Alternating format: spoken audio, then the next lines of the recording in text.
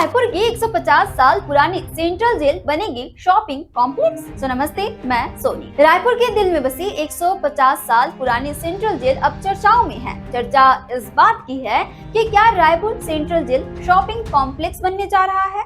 ये जेल कभी हमारे स्वतंत्रता संग्राम के वीरों की गवाह रही, लेकिन अब सरकार इसके बेशकीमती 40 से 45 एकड़ जमीन पर शॉपिंग कॉम्प्लेक्स और कमर्शियल हब बनाने का प्लान कर रही है। सूत्रों की माने तो इस जमीन की कीमत अरबों में है। अगर इसे बेच दिया जाए तो राज्य को सैकड़ों करोड़ रुपए का राजस्व मिल सकता है।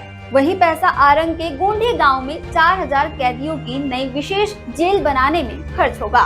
13 मार्च 2020 को गोढ़ी में 85 एकड़ जमीन पहले से ही जेल के लिए रिजर्व है। साल 2023-24 के बजट में इस प्रोजेक्ट के लिए 436 करोड़ रुपए रखे गए थे। ड्राइंग और डिजाइन भी तैयार है, लेकिन वित्त विभाग और एनडीसीसी एजेंसी के बीच विवाद के कारण अभी तक निर्माण शुरू नहीं हो सका।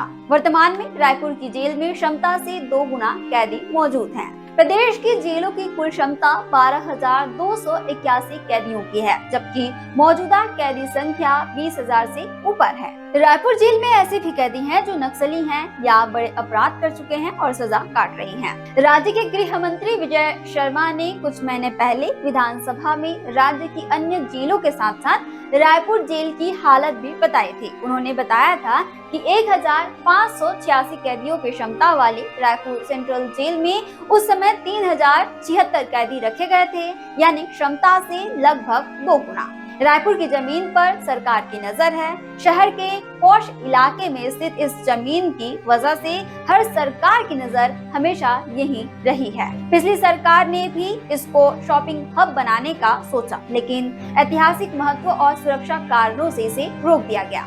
अब मौजूदा सरकार भी इसे लेकर गुपचुप मंथन कर रही है। अब देखना यह है कि क्या ऐतिहासिक जेल का ये नया रूप शॉपिंग कॉम्प्लेक्स बन जाएगा या फिर इसकी कहानी यहीं थम जाएगी। छत्तीसगढ़ से जुड़े और अपडेट्स के लिए आप देखते रहें वयम छत्तीसगढ़।